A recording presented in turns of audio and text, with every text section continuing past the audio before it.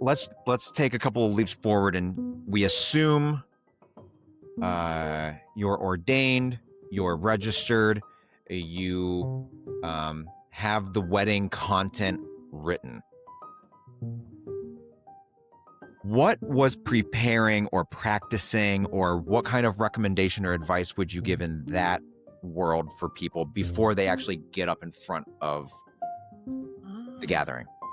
I think it depends on how much public speaking experience you have and how much that does or doesn't sway you. And then also acknowledging that process might be emotional.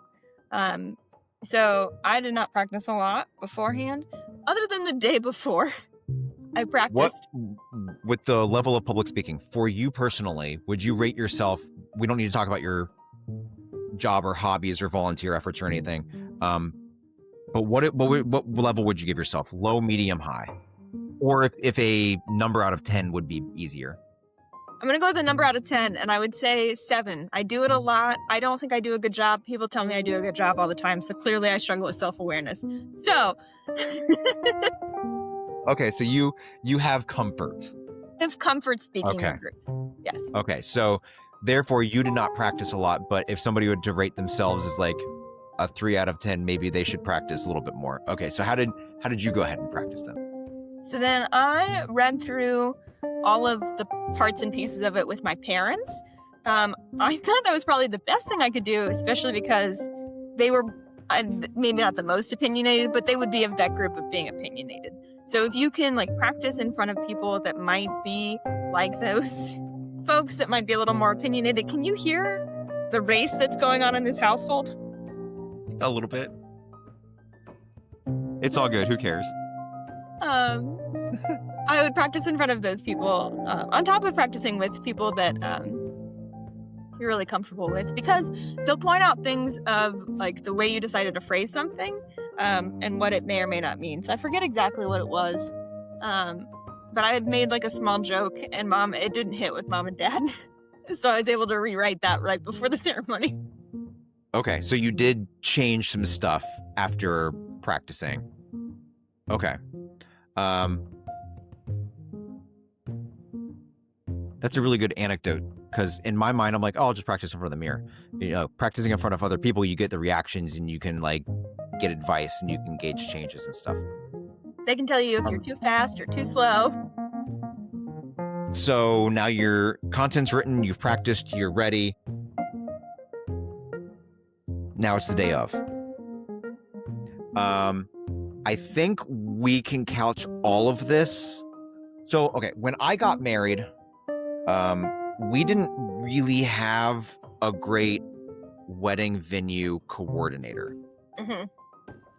However, the officiant that we went with had been officiating weddings for frickin', I don't know, 30 some years.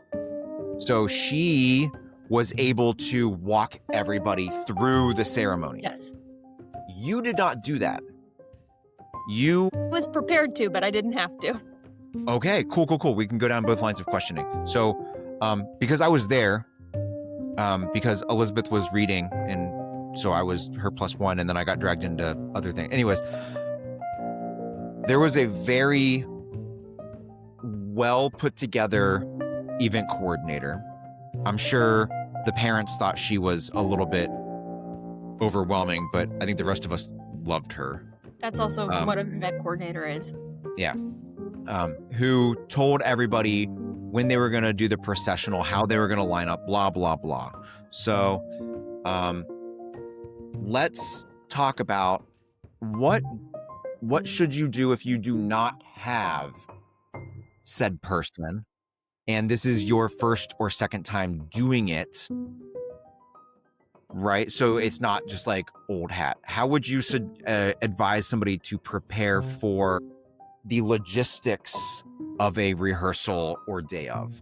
So that was part of the original questioning with John and Kenzie was, what is your processional order? What is your recessional order? Groomsmen, bridesmaids walking down together, forwards or backwards?